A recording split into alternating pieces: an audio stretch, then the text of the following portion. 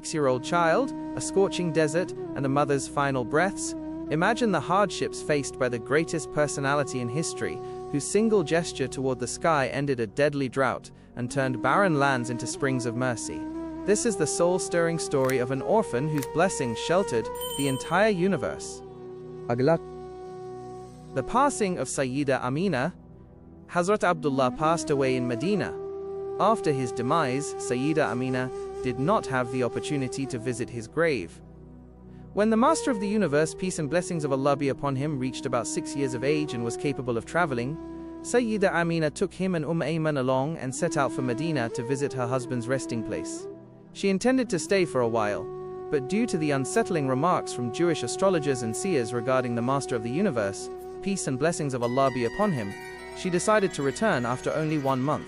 By divine decree, she fell ill on the way, and as they reached a place called Abwa, her final moments approached. She was an exceptional poet. Her masterpiece Elegy for her husband has been mentioned before.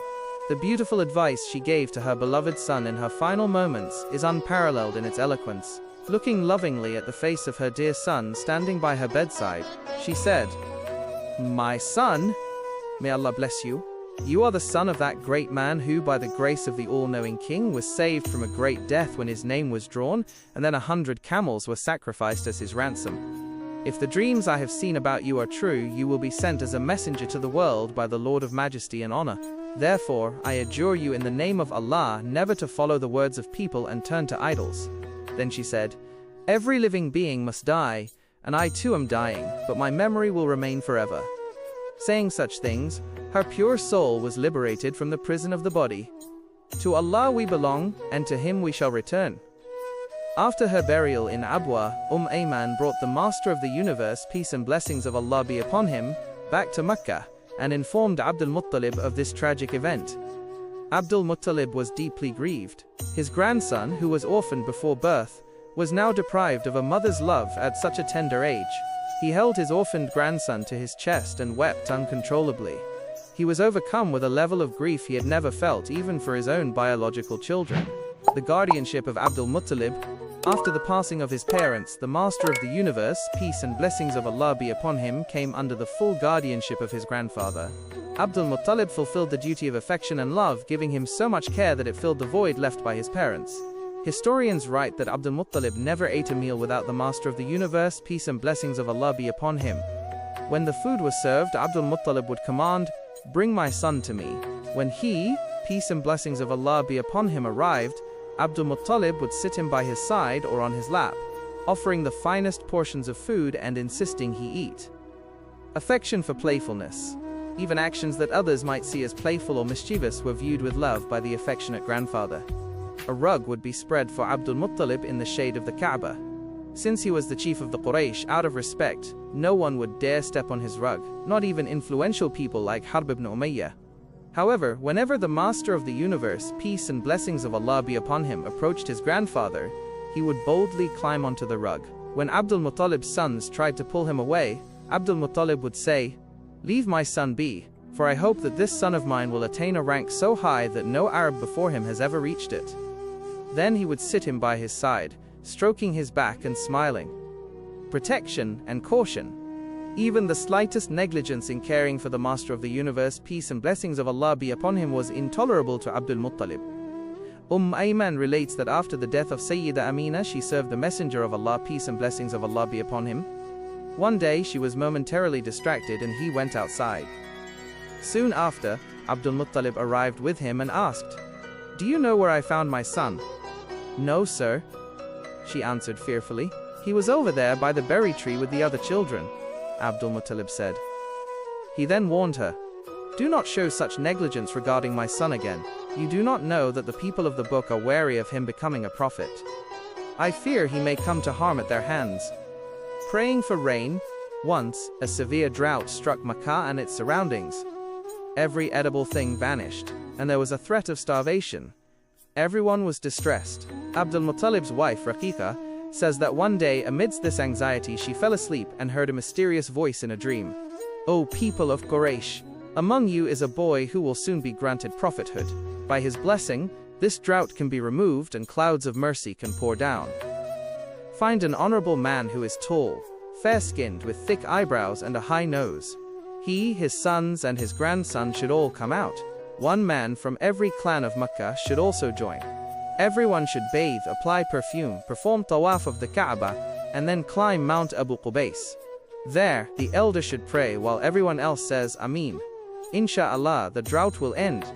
When Raqiqa shared this dream, people immediately said these traits belonged only to Abdul Muttalib. They requested him to pray, and he happily agreed.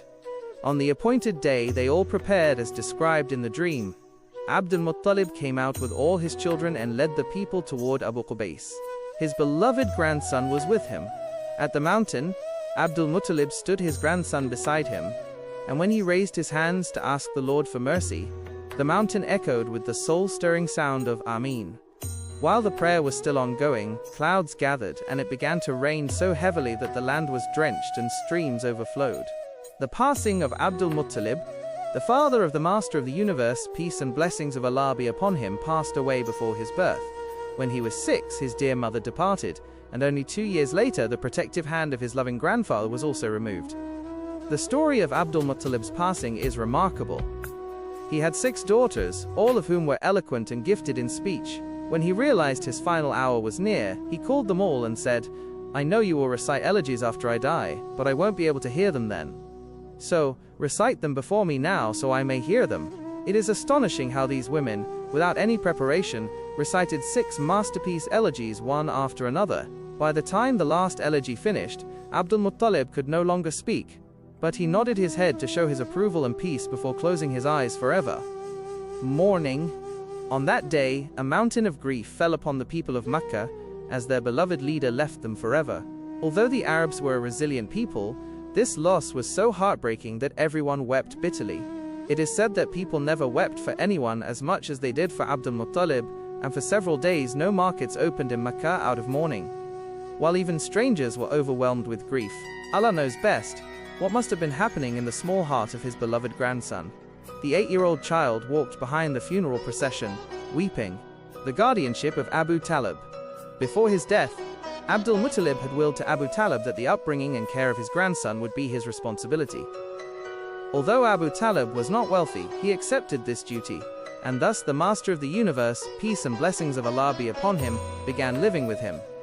Like Abdul Muttalib, Abu Talib loved him dearly, even more than his own children. Indeed, he was so charming Hasin that everyone's heart was naturally drawn to him. Moreover, his presence brought constant blessings. For instance, if he joined everyone for a meal, a small amount of food would not only suffice for all but would even be left over.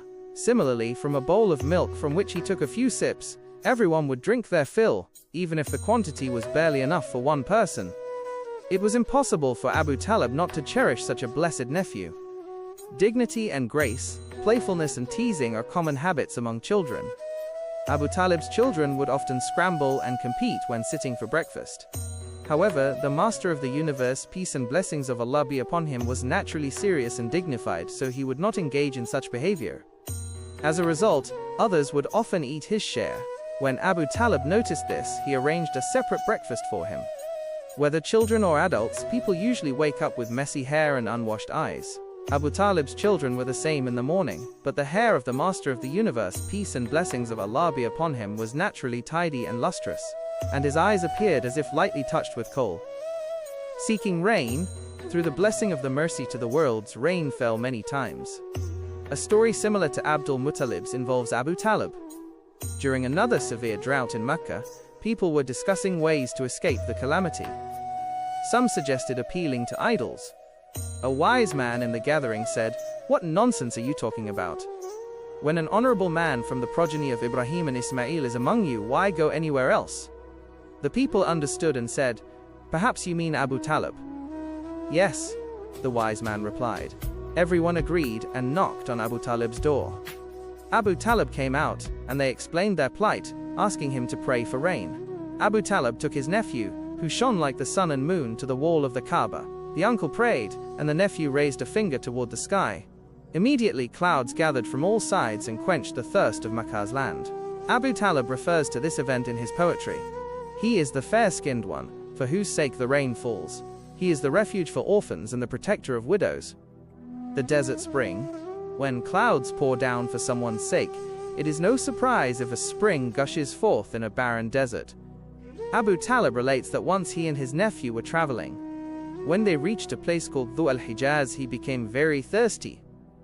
He tried to endure it, but when the thirst became unbearable, he told his nephew. Upon hearing this, his nephew dismounted, recited something under his breath, and struck a nearby rock with his foot.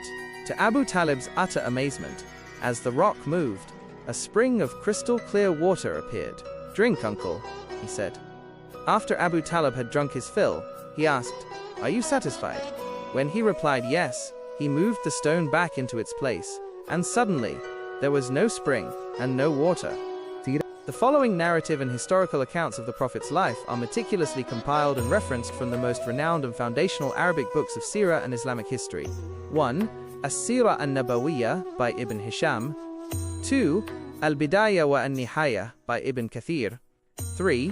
Dala'il an-Nubuwah by Al-Bayhaqi. 4. Ash-Shifa bi Ta'rif Huquq al-Mustafa by Qadi Iyad. 5. Tarikh al-Umam wal-Muluk, Tarikh al-Tabari by At-Tabari. 6. Manaqib al-Imam Ahmad ibn Hanbal by Ibn al-Jawzi. 7. Jami'i al-Usul fi Ahadith al-Rasul by Ibn al-Athir. 8. Zad al-Ma'ad fi Hadi Khair al-Ibad by Ibn Qayyim al-Jawziyah. 9. Al-Kamil fi at-Tarikh by Ibn al-Athir. 10. As-Seerah an-Nabawiyya by Ibn Kathir, often compiled separate, but the journey is far from over. Stay with the light of beautiful Islam and make sure you're subscribed, because what happened next is one of the most pivotal moments in the entire Seerah. We're about to dive even deeper into the boundless love and radiant legacy of the Prophet of Mercy Muhammad, peace and blessings be upon him.